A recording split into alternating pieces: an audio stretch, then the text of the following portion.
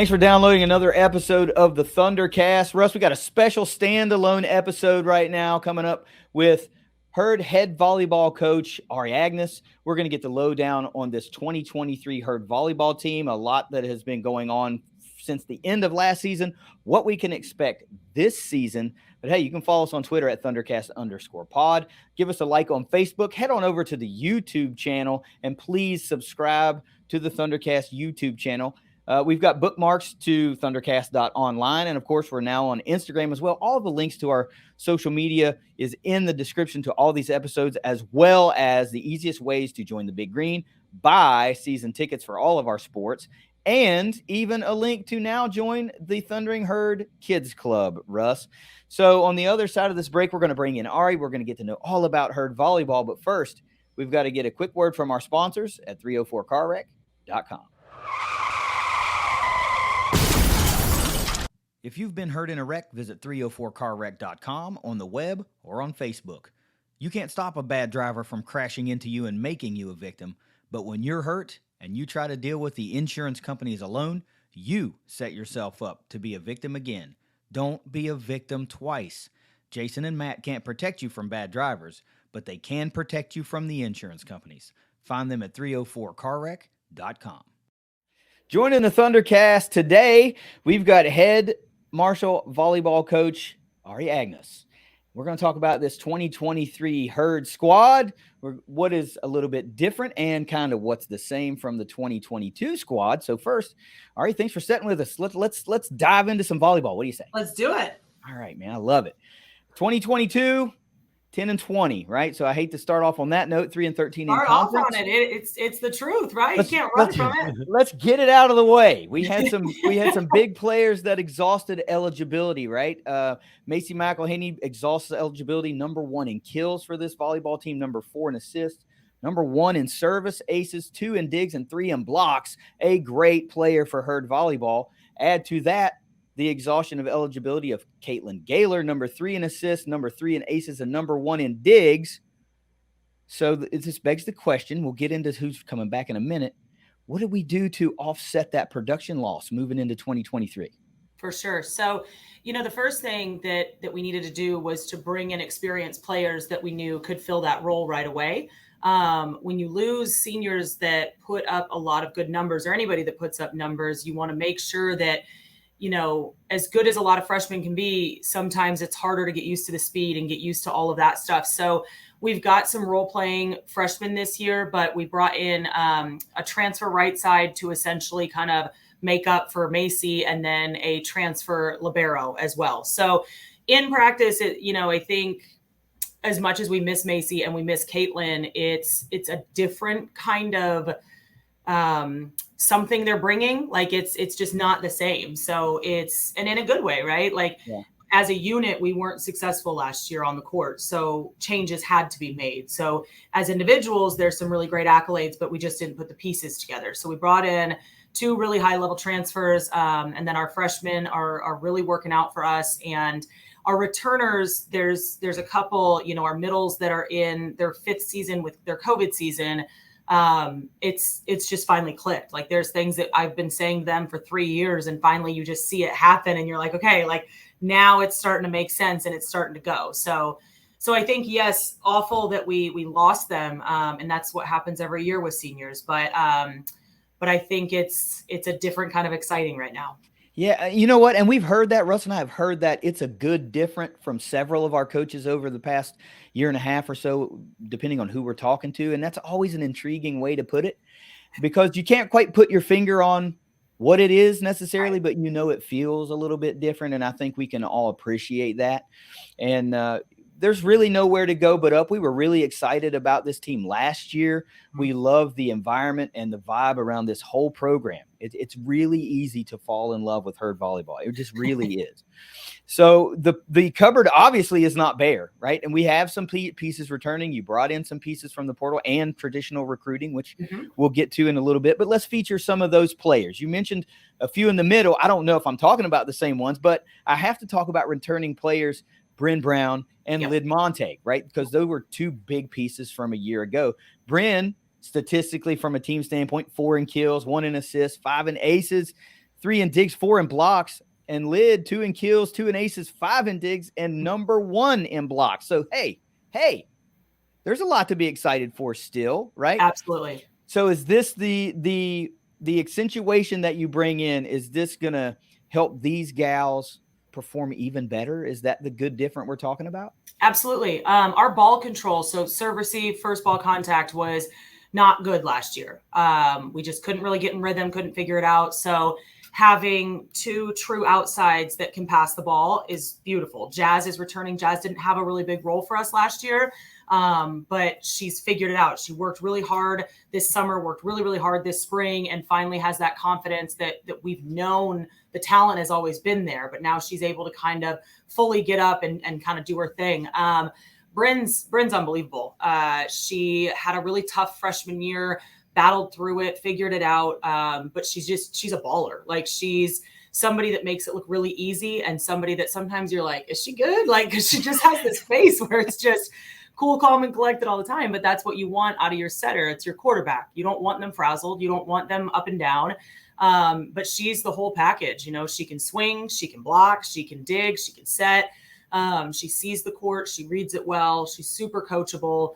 Our passing has improved a ton already. Not to be, but it's a lot better. And so by that, she's able to run more of an offense, because we couldn't pass super well last year. Every ball had to go to Macy, right? There was just no other option. So I think Bryn's in a different space to be able to run a different offense.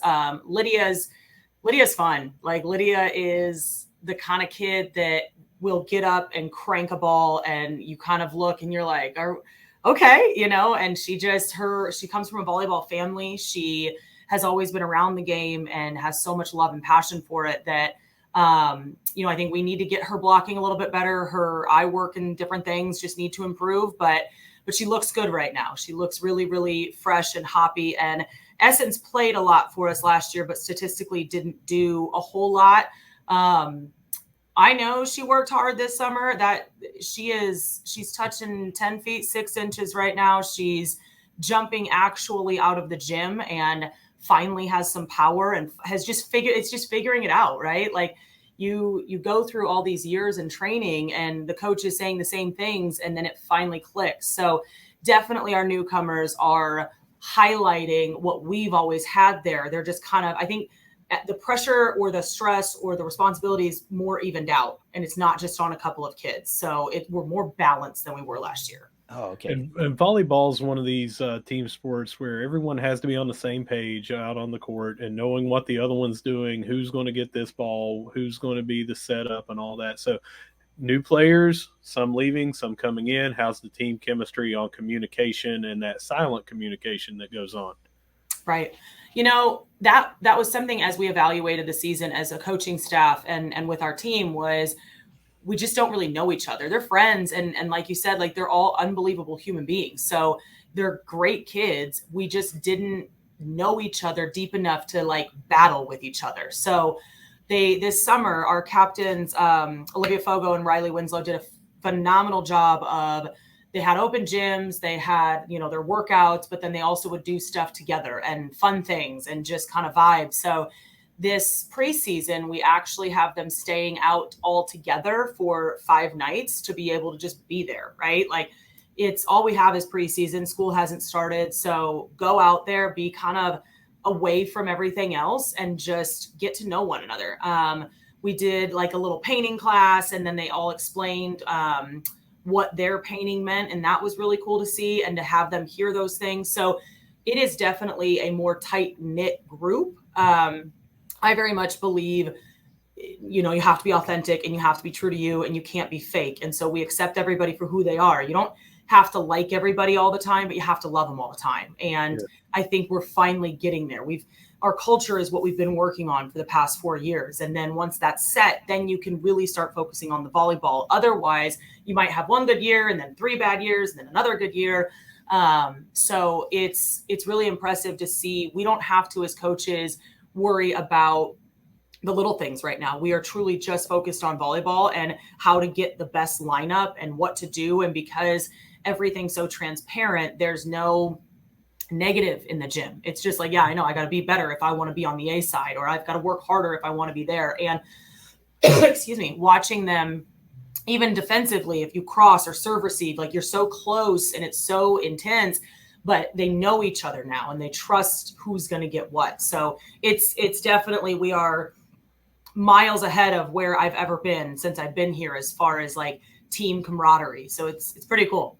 So have you laid a new floor of consistency? Yes. That's what we're feeling like. This is now the climb begins. We've finally built the foundation, and now it's time to kind of compete hardcore in the Sun Belt. Absolutely. And we're to a point where as a staff, we believe that the human comes before the student and the student comes before the athlete. And those things don't just happen because we say them. We have to show them with our actions. We have to understand that mental health comes first. We have to push all of those things. So they don't trust us until we've kind of proven that. So with that, this spring and last fall, I think those things have kind of come true. And they now are at a point where we can go in the gym and that's all we focus on, right? I care about you as a human. When we're in the gym, you're an athlete. When we're out of it, then we'll talk again, right? Like, so there's that kind of, we're now able, because they know how much we care about them, we're able to push harder, and we can have the more realistic truths of like, this is the A side, that's the B side. You want to be on this side, you got to do these things.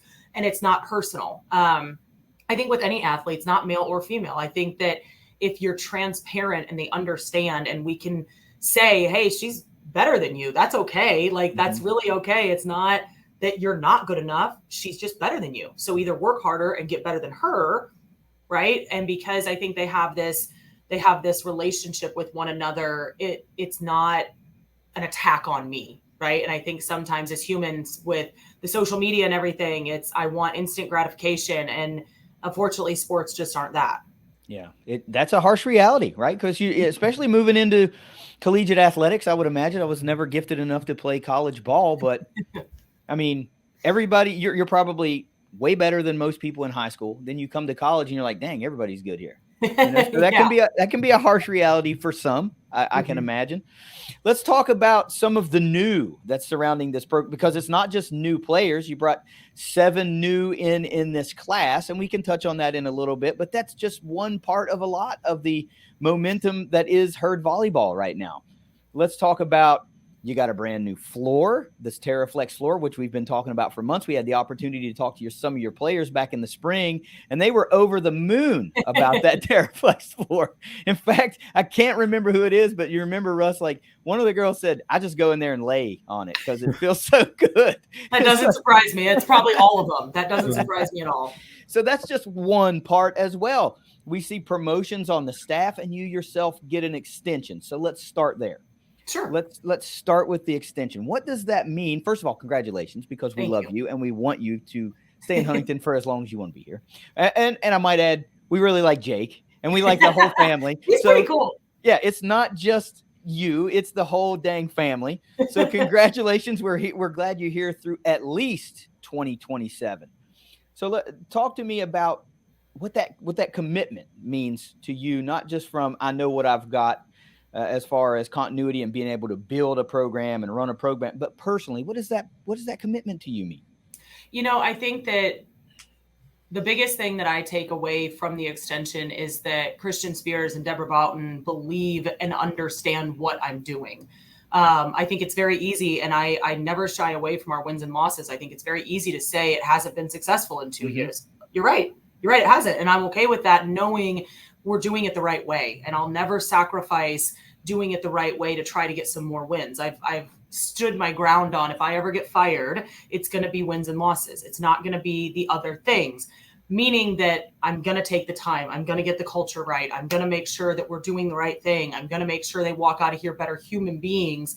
So now, knowing that they walk in without knowing me and just spend time and see our passion and see kind of how we're doing it and invest in our programs, it was a beautiful moment for me. I don't want to be anywhere but Marshall. So to me, it's give me all the years you believe that I can do this in, especially because building a program doesn't happen in 4 years, right? The foundation happens. And so where are you with the foundation? Then where's the skill? What are we doing to change to be able to have those honest conversations? And I think because I take ownership, it's not like I'm saying, well, we had this against us and we had this against it. Like those are excuses. Those don't matter.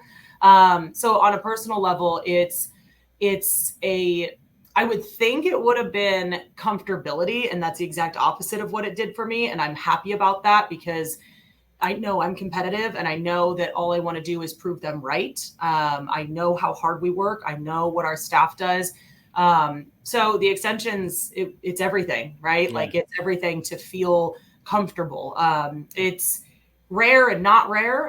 There's a lot of schools that don't invest in their coaches. And I just love how our administration truly believes that if you invest in the coaches, you're investing in the athletes. So we've done a lot of work this spring as a staff to do things and to make sure we understand our weaknesses and how can we make them better, and not just sit back and be like, well, we have the extension, so like, what's it matter? I think it's actually thrown us into high gear a little bit more.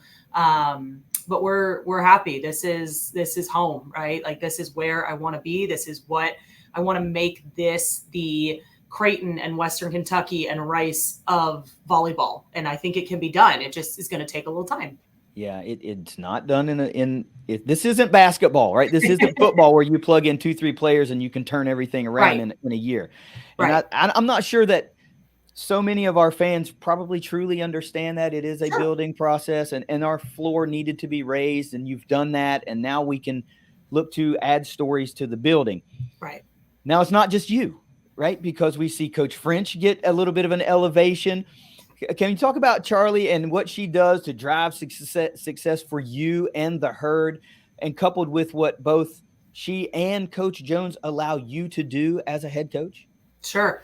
To start with, Charlie and I first met through a mutual friend that's the assistant at North Carolina now. And Charlie was moving here because her husband coaches soccer at UC, and she's like, hey, like, I just want to meet for coffee. Like we could if I could work camps, if I could something. She just wanted to kind of get invested in the new place she's going.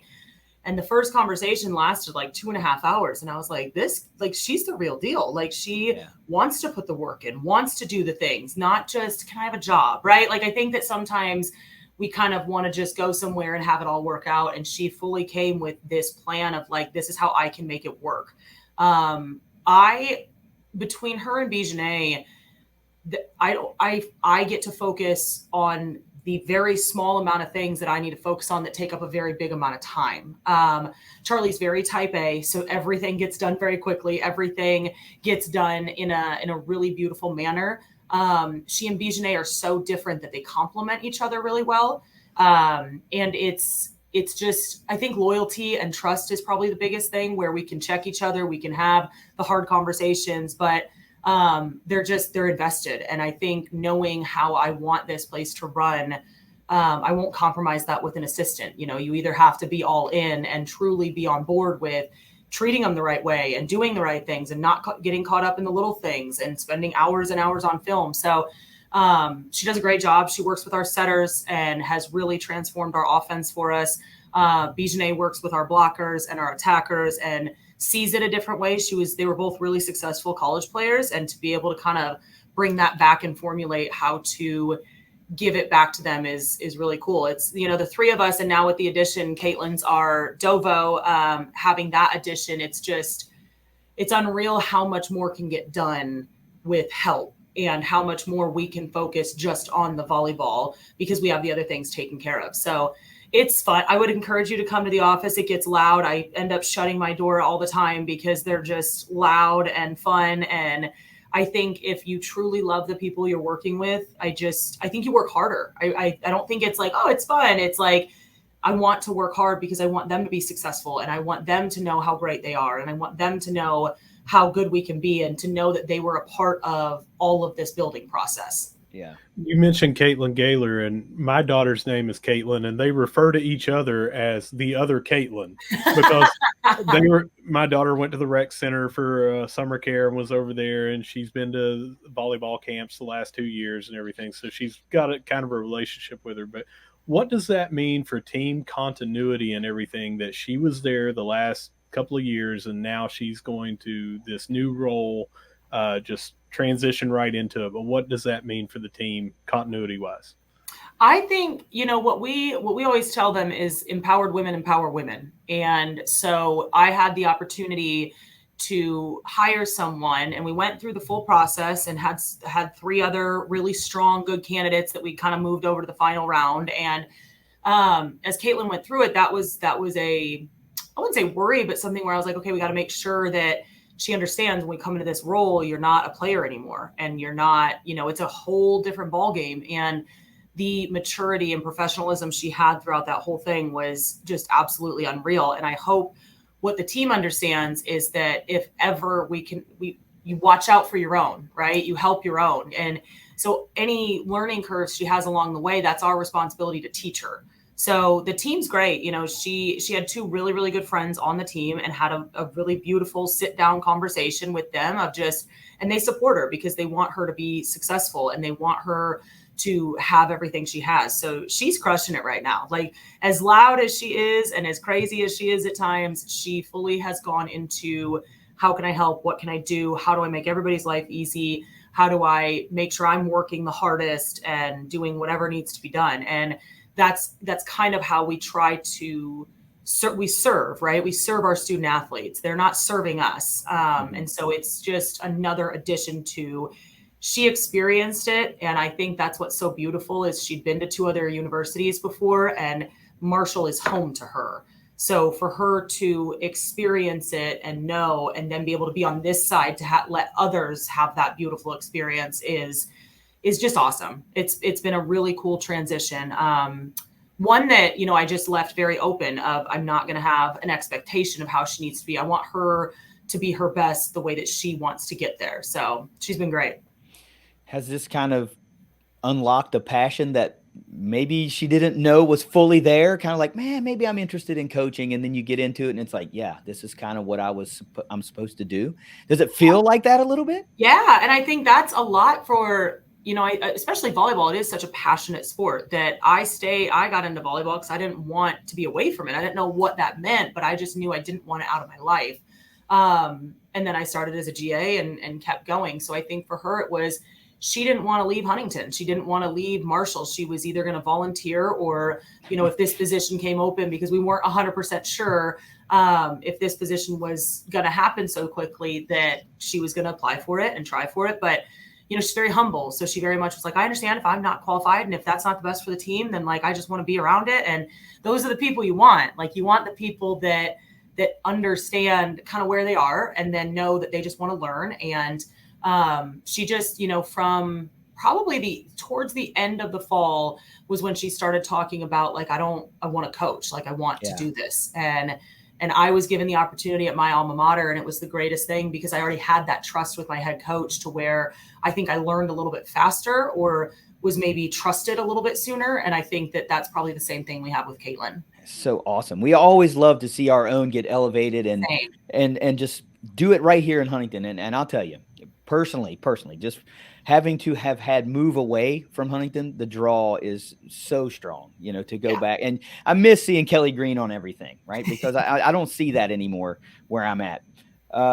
So let's talk about some of the cool stuff, right? We mentioned this floor a little bit. For your casual fan, can you explain to us and them what a difference maker this is for you and your program versus just playing on a basketball floor in the Cam Henderson Center? Absolutely.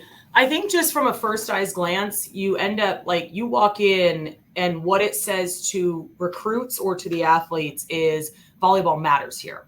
You have your own floor, right? You might not have your own facility. You have your own floor. So, I think that's probably the first very easy answer. The second answer is it's a lot easier to dive on. It's cushioned. It's a thin cushion, but it's a thinner cushion. So you jump all the time. It gives a little bit of alleviation on the knees, on the joints, on all of those things that really, really matter. But I think from just a standpoint of how beautiful, right, is in order to be elite, you've got to believe you're elite. And in order to believe you're elite, you've got to have the tools that that let you function like that. And there's no more tape on the floors, right? Which Danny is very happy about. So he very much loves the TerraFlex because there's no tape on the floors. But it just makes you feel like they care. Yeah. They genuinely are investing in volleyball and care about us and care about what we do and want us to have the best that we can. So it's, I think, yes, every volleyball team wants it. Every volleyball team in the country wants it. And when you start to look at a lot in our conference habit, so then you have to think about a competitive advantage or disadvantage, right? And it's all about, okay, what do they have? How do we get it so that we never lose a recruit to them? How do we get it so that our girls don't transfer there? How do we have the shiny things that they all deserve? All of our student athletes deserve the very best within our means. And I think that it was something where, honestly, when Christian mentioned it to me, I was like, and I kind of just met him. I was like, okay, yeah, you're going to get a TerraFlex. Like, okay. And all of a sudden he sends me the things to start designing. And I'm like, oh, this man's serious. Yeah. I was like, okay, yeah, for sure. Let me get right on that. So I think first eye glance, it's beautiful. It's volleyball only. It's just unreal. Like to me, it's when we open it up this fall, it's just going to be a completely, I think it gives you confidence too, right? Like it gives you this swag about you to be able to play on it. Yeah, so cool. So that's not the only thing that we've got new. When KD and I were in college, Gullickson Hall looked like it was outdated by 50 years at that point, maybe longer. And then it just recently, last year, got upgraded and everything. So from Gullickson, the pathway leading over, everything is new. How has that been, just to see upgrades, money reinvested back into these programs that share these facilities and things like that? What does that mean to you?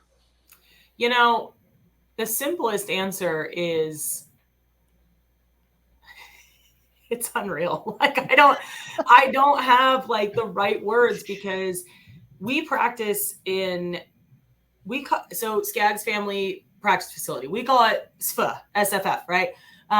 So it just kind of keeps the barriers down. But to go in there, you feel like you're at Marshall, because it was the wrong green, right? It was that dark green. So every time we go in there, you're just like, oh, okay, like here we are again. But the space, right? We get 3 courts in there. So we have beautiful space in there. You don't want to give that up. You don't want to go somewhere else that's prettier, because there's so much space, especially for us. But to go in there and to see the Kelly green and the new courts, and I love the tonal lines. Like I love, because it's not where we're going to compete, right? Basketball deserves that main court. I think those are all beautiful things. And we get to go in there knowing like that's our practice space. This is where we get the really gritty hard work done.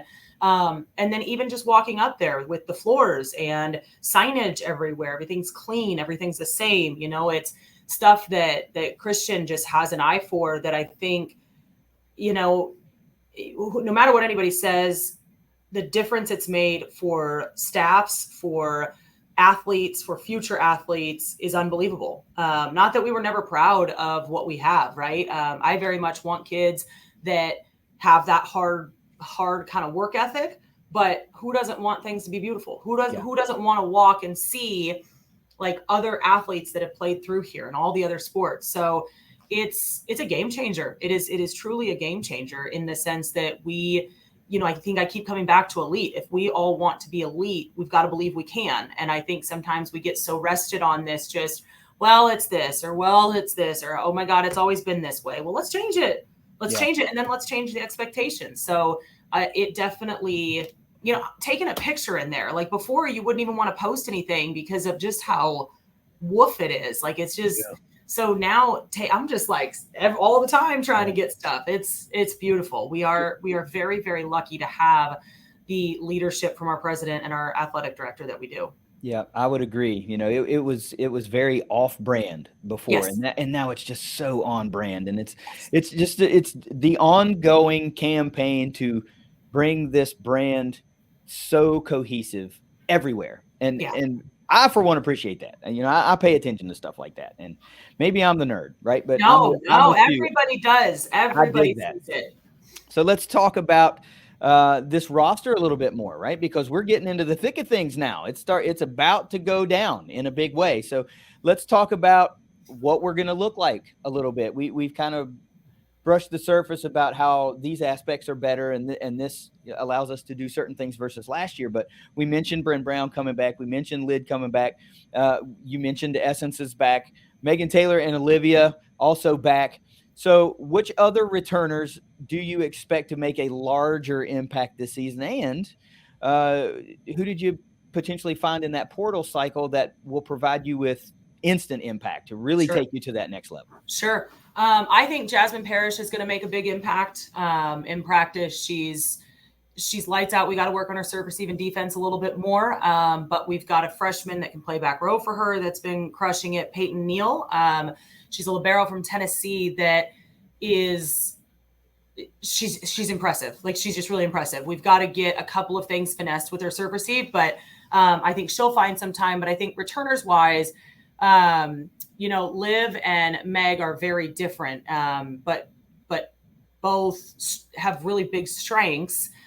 Liv's biggest strength is her offense, and Big Meg's is her blocking. So we've got to finesse a couple of pieces, but those two will either kind of split a little bit of time or fight for the same kind of position, if that makes sense. And but it's definitely one of them will kind of shine through. And that's also Bryn. If like Bryn's been scoring like nobody's business when we are in a 6-2. So it's a good problem. I have a heavy right side problem right now. So I'm definitely okay with that. Newcomers, Sarah Wadsworth is a freshman outside from Scottsdale, Arizona. And she's what you want. She's a freshman version of Sierra DeBell. So all around kid, right? Like, plays hard, plays gritty, plays high. She's just we've got a lot of training to do to get her where I really, really want her. But as a freshman right now, and the impact that she's having, she's doing phenomenal. Bria Samilton is our libero right now. She's a transfer from Ole Miss that will make some really serious impacts for us. And then Kylie Stokes is going to be a very, very big point scorer for us.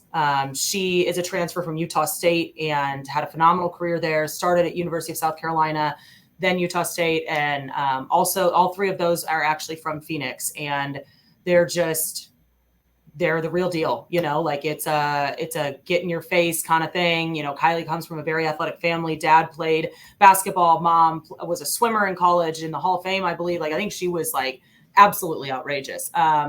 And I think that, having an opportunity at a different school, you sometimes feel like you can kind of charge on and take that ownership. So those three definitely will be huge, huge impacts. And with Essence kind of coming into her own right now, it'll just be nice. Like, we will just have options, pending, we got to pass the ball. So pending that we can pass the ball, we will have plenty of options. so overall depth is absolutely not a problem this year, right? So let me ask you this, because this seems weird to me, and maybe I'm just off base here. How did Marshall from Huntington, West Virginia, find this pocket of talent in Arizona all the way across the country? How did you land a foothold way out there and drive all of this talent way back east? So I was in Phoenix for 3 years. I coached club when I was an assistant coach there, and I coached at a really, really good club, which is where Sarah and Kylie actually played.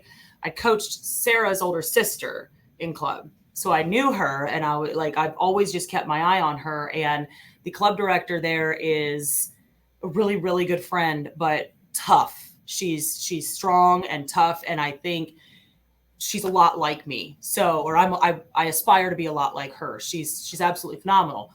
So for me, you look at clubs, and it's like, if they can go through her and be successful, they can be successful anywhere, just the way she sets them up. But, the two, Kylie and Sarah, were more probably me having a connection at that club. I've stayed in touch with Sarah and her family since I've known her, just because I coached her sister. So we keep up with her sister. Her dad's always been really supportive of my career, and that's been awesome. And then I knew Kylie. I didn't know her well. I mean, she turned me down when she first got out of high school. So when she went to Carolina, and but she and her mom, I think just remembered who I was. And I think that really helped. So, and then Bria, when we got on the phone with her, was that I remembered her playing. I don't know that she remembered me. She was 15 or 16. And, you know, it was same. Like I tried to recruit her. I tried to get her to come. So it's just, I think wherever you're at, making a good impression, right? Like I really think because I'm respected there and they know how strong I am and they know what I stand for, that they're taking a risk on how far away from home, but they're not taking a risk of how they're going to be treated. And I think that that's probably how you can kind of roll those over. But then you get to Huntington and find out, dang, this Marshall Huntington community is pretty freaking awesome. They really care about their athletes. It's not just football and men's basketball. Yes. And that's quite apparent. You guys, your program particularly is so heavily involved in the community as a whole that just hits you right in the Kelly Green heart, and it makes you feel really, really good. So that's something Russ and I never get tired of talking about when it comes to you guys. So let's talk about it right now. I got 3 things here.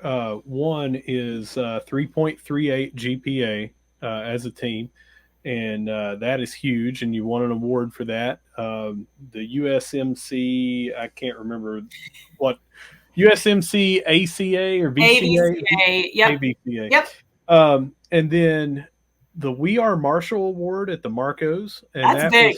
That was huge big because it says here, this award was presented to the team whose athletes demonstrate the strongest commitment to making an impact in the community. Wow. And then finally, an individual award for female leadership award, Olivia Fogo winning that. So just tell us a little bit. You mentioned earlier you want to do things the right way. This seems to be like it's the right way.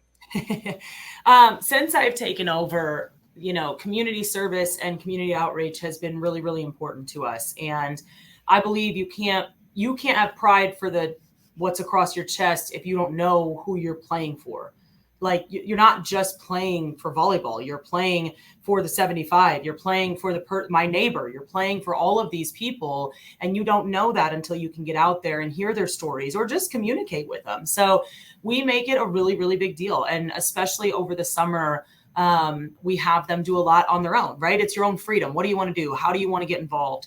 And then throughout the season, we always do quite a bit. We've geared up with football. We've geared up with women's soccer. We've done things with other sports because we want to. We want like, how do we show that like we are all united, right? We are all together. It's not just, oh, it's men's basketball or, oh, it's women's basketball. It's like, no, it's Marshall athletes. Like that's the point we need to get to serve our community, because then we want them to come to our games. So if I'm serving them and I make a good impact and I make these, you know, a good impression, maybe they'll come to our match and maybe they'll be really excited. And then now they're volleyball and women's basketball season ticket holders and not just football. Right. And I think we go to every game that we can. We go to everything to support all of our student athletes that we can. So that's the expectation with our team, is you do those things. And then on top of that, get in the community. So that's how, I mean, we racked up so many hours just because it's just our expectation. There's no getting around it. And this year they actually put a lot of work in because they were all here early July. And so they just did a ton of stuff. And, you know, it's reward incentive. It's reward kind of based for us, because we'll do things like, you'll get out of this if you have this many hours, you'll get out of this, whatever it takes. It's something for me that's really, really important. But the Marshall Award at the Marcos, that was big. Like it's sitting out in our office right now. That's a huge, huge deal, because I think sometimes we get so caught up thinking you're only a student and you're only an athlete. And I just disagree. I think that you have to still understand how to do it all. You have to understand that you have to give back.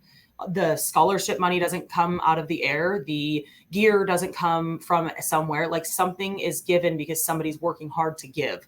And so how do we pay back? How do we make sure that anytime anybody runs into a Marshall volleyball player, I know it will never be a negative experience. I know it will be a beautiful, positive experience, because that's just the expectation.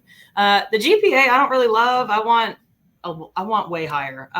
So I appreciate it, but I definitely didn't love that this year. but the backbone of this is you're not just creating strong volleyball players or better volleyball players. You're creating strong women and strong leaders, and I think that's great. Yeah, that's the goal. Better humans all the way around. Yeah. Look, I'm not trying to make light of what you just said about gear doesn't fall out of the sky, but apparently Santa Claus brings it, because I saw that video the other day. That was good, right? And that was awesome. Christmas in July for the uniform unveil and all the gear unveil. New digs this year for the volleyball team. Man, you look good, you play good, fresh new floor, Exactly. some new faces, some old production coming back, ready to kick some tail. So let's talk about the upcoming season. It's Fans First real soon. Let's talk about that one before we even get going. Yep. Friday, we play Ohio here, which is awesome. We have a really good relationship with them because it's so close that we went there last fall. And so they're returning the favor and coming here for an exhibition for both of us. It's just a final kind of like, what tweaks do we need to make before actually getting into season? And then we go to Bethune-Cookman after that, and we just kind of take off. Like, it's going to be a really interesting preseason with the 4 weeks that we get to play non-conference. So I think that that's exciting. And I think it's going to kind of set the tone for how are we going to be and what are we going to do and how do we compete, right? Sunbelt's really strong. It should have been a 2-bid league into the NCAA this year, and Texas State just kind of got run over, and they definitely should have made it. So we have the pieces. We just now have to figure out how to do our part, win in the preseason, and then get in and be really, really competitive once we start conference. So a couple things. We've heard some things about this Fans First initiative and the stuff that's going on. Did they tell you what the exclusive whatever it is going to be for your game? They did what'd they give away at flags or something at soccer? Was it, Russ? Or I got hit in the head with a t-shirt, but they told us that there was going to be things that you could only get at. Yeah, it was. I don't know what they are. No, that's what I'm saying. They didn't tell you. It was only debuted either the day before or the day of for soccer. Yeah, but I'm trying to get the inside info from the head gal. You gotta come, and then you'll see. That's the point. It's 900 miles away from me. I would love to, but and we already talked. I really wish I could be there. I just feel like you could reschedule. Yeah, I feel like you could power through it. Honestly, I don't think so. I think that surgery that morning that'll put me down for a little while. But so wait a minute. You said you were going to Bethune-Cookman. Is that in Daytona? Yeah. So a little trip to Daytona Beach here, right? I really hate that for us, you know. Well, there's a Buc-ee's right there in Daytona. I'd love to see some pictures from Herd Volleyball at the Buc-ee's in Daytona. That's a favorite place of mine. We always stop there whenever we're on our way up to Daytona. You know, it's just a couple hours away from me, so that's much closer than Huntington. Let's talk about two things here before we get you back your afternoon, because you've been so gracious, and we really did not want to keep you this long, but as long as you're having a good time, so hey, always having a good time. Awesome. So what is the number one thing that Herd fans can do right now to provide support and help for your program? Buy season tickets and come to the games, or don't buy season tickets and come to whatever game you can. On every other space, you know, we're blessed and taken care of and the things, and I think what they deserve the most are fans that want to come see the process. It might not go well every single set. It might be ugly one set, but they deserve people to stick it out. And that's all that we can ask, is to understand that these young women invest in the community, and we want that for them, not for me, not for anybody. We could play with no fans in there and I'd be just fine, but they deserve to have an atmosphere that makes them feel really awesome. Mm-hmm. But along with that atmosphere, Russ has talked about this before. It's super high energy, right? Yeah. So what can fans expect when they walk into the Cam Henderson Center for a Herd Volleyball match? You know, our external team has done a really good job, including the fans now within the game. So there's bingo, there's different things that, like, when these things happen, then you go get a prize, and trying to have it just engaged a little bit more.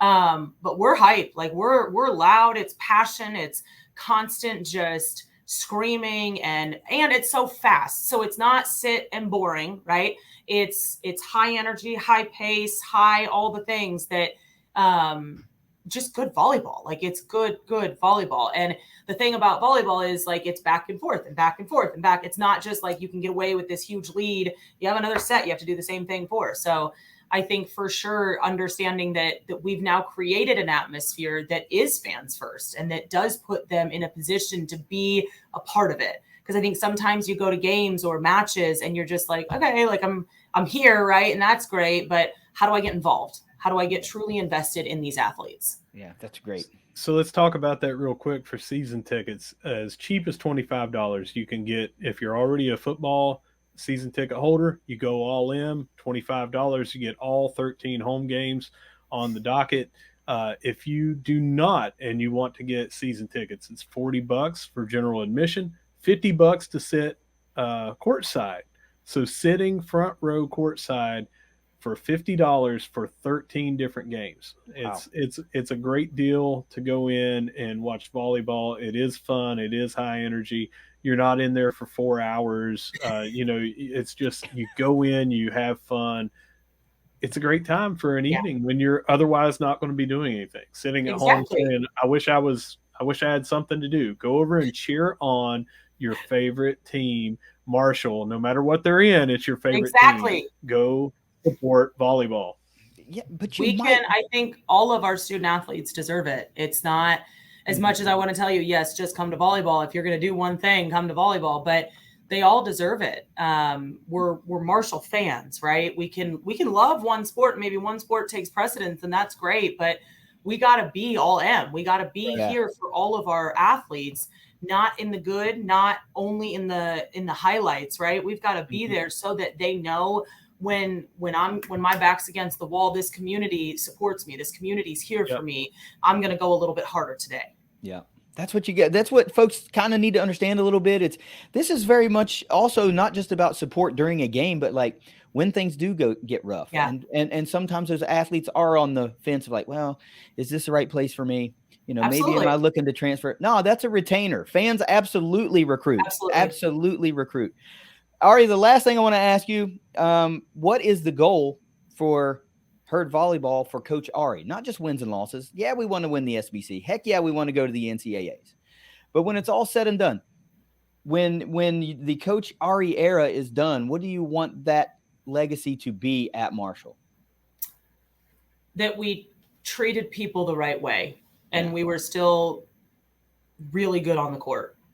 I believe, if anything, the legacy, I want it to be that you can have it all. You can earn it and work for it and do it all. You can be a mom, you can be a husband, you can be a wife, you can have kids, not have kids, and be very successful at what you do as well. I hope that that's the legacy, because it's being successful in the classroom, being successful on the court, being successful in your social life, and knowing that you are worth absolutely everything that God can give you. Wow. I did not want to jump ahead like 30 years when you decide to hang them up, but I mean, hell, man, I got to get inside your mind a little bit, right? So in the short term, how about the short term now? What's the goal for this Herd Volleyball team? Win, baby. Win. That's a thing with having the culture, right? Is those things are taken care of right now. And so our only focus right now is figuring out how to win. Wow. Coach Ari, thanks for golly, I'm sorry we kept you 45 minutes. That's all right. We have been really, really excited about being able to feature Herd Volleyball, talk to you, get to know a little bit more of your players, because, hey, at the end of the day, what we are all about is driving fans into the Cam Henderson Center to watch you guys compete. We want fans of Marshall athletics, not just individual sports. We want to see us all galvanize and come together and take this Sun Belt, grab it by the throat, and just never let go, right? Absolutely. And you guys are a big part of what is great about Herd Athletics. We have enjoyed so much about having you here today. And anytime you want to come back, you're welcome. If there's anything that Russ and I can do for you or your program, please tell us what we can do for you or your program, because we'd love to do it. Don't run away just yet. Russ, you got any final words before we get out of here? Other than season tickets, just remember that every individual sport has a championship fund, including volleyball. So if you want to contribute directly to this volleyball program and invest in them, you can find that on herdzone.com or the HerdZone app. Go to the games. That's the last thing that I want to say, is just go to the games. Go to the games. Go to the games. Man, there's nothing else to be said. Go Herd. Go Herd freaking volleyball. Let's win this damn thing this year. This is going to be great. Russ, after hearing Ari talk, I don't know how you can't not be excited about volleyball. Yeah, and it's so cheap to go. We talked about that on there, but I mean, less than $2 if you're already a football season ticket holder and you go all in, less than $2 per seat to go watch them play. And you heard it, just like we talked about football.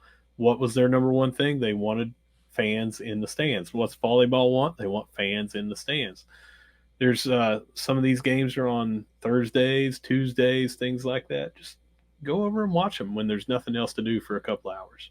I mean, they make it really easy, and it's not like you're driving halfway across the country. You're going downtown. You're going to the CAM, right? So it's, what else are you going to do on a Tuesday or a Thursday? You go have an early dinner at Fat Patty's, and you walk into the CAM and enjoy a volleyball match. And, if you do it once, we used to say this with softball, Russ, if you go once, I bet you'll go back, right? Because the CAM is looking different for volleyball this year. Remember, we just talked about the TerraFlex floor. We talked about the roster moves. We talked about how it's the floor of the consistency level has been raised. And Ari talked about laying the foundation, and the foundation has now been laid.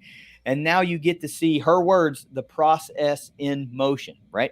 So absolutely get over to the CAM and check out at least one volleyball match. And hey, if you really want to go, you know what? I think I'm going to do it this year. $50 to be courtside? How cool is that, man? You are right on the action. I would have figured that for a $25 all-in charge, okay, that's great. But still, just to get elevated to $40 for regular season tickets, okay, also great. But just 10 more bucks and you're courtside? That seems like a pretty sweet VIP type experience that would be really cool to check out.